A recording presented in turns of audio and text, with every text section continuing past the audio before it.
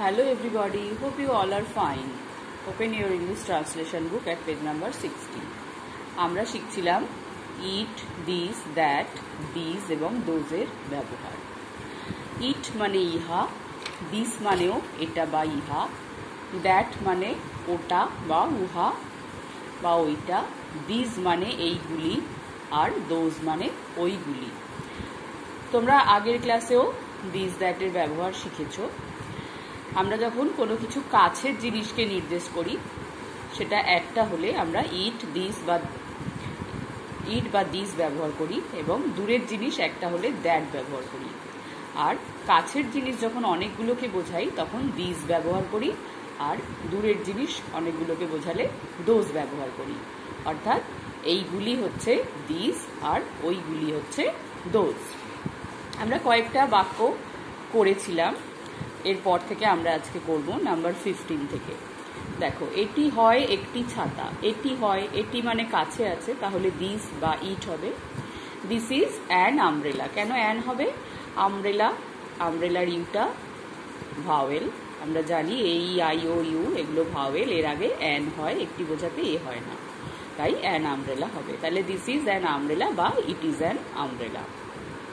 ওই ছেলেগুলি ছিল ছাত্র, এটা তোমরা বাদ দিয়ে দেবে, এটা পাস্ট টেন্সে আছে, এখন তোমাদের দরকার নেই। এই পেয়ালাগুলি হয় সাদা।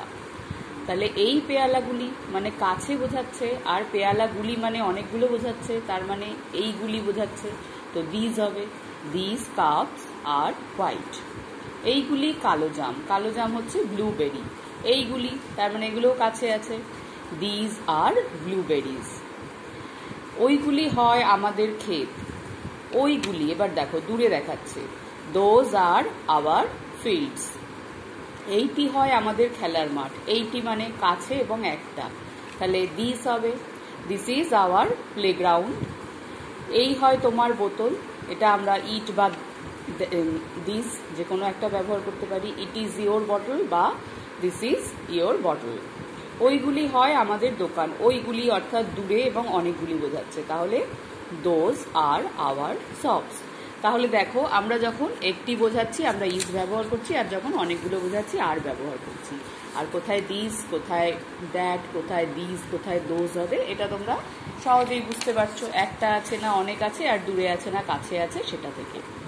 এরপর আছে ওই শিশুগুলি হয় দুরন্ত। দুরন্ত মানে যারা স্থির হয়ে এক জায়গায় থাকে না, ছুটোছুটি লাফালাফি করে। রেস্টলেস, দুরন্ত ইংরেজি হচ্ছে রেস্টলেস। তাহলে ওই শিশুগুলি মানে শিশুগুলি দূরে আছে। Those children are restless. এটি হয় একটি সুন্দর ময়ূর। It is a beautiful peacock, এটা লেখাই আছে।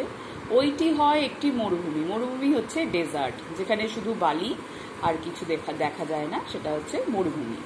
ওইটি মানে দূরে একটা দেখাচ্ছে, তাহলে দ্যাট ইজ আ ডেজার্ট। ইহা হয় আমাদের গ্রাম। তাহলে ইট ইজ আওয়ার ভিলেজ বা দিস ইজ আওয়ার ভিলেজ। ওইটি ছিল মাটির রাস্তা, এটা তোমরা বাদ দিয়ে দেবে, 26 পর্যন্ত করবে। এটা যেহেতু পাস্ট ফর্ম আছে তোমাদের করার দরকার নেই। তোমরা 26 পর্যন্ত সুন্দর করে তোমাদের বইতে লিখবে। তোমরা নিশ্চয়ই করতে পারবে। যদি সমস্যা হয় কোথাও ক্লাসে জেনে নেবে। সবাই ভালো থাকবে। বাই।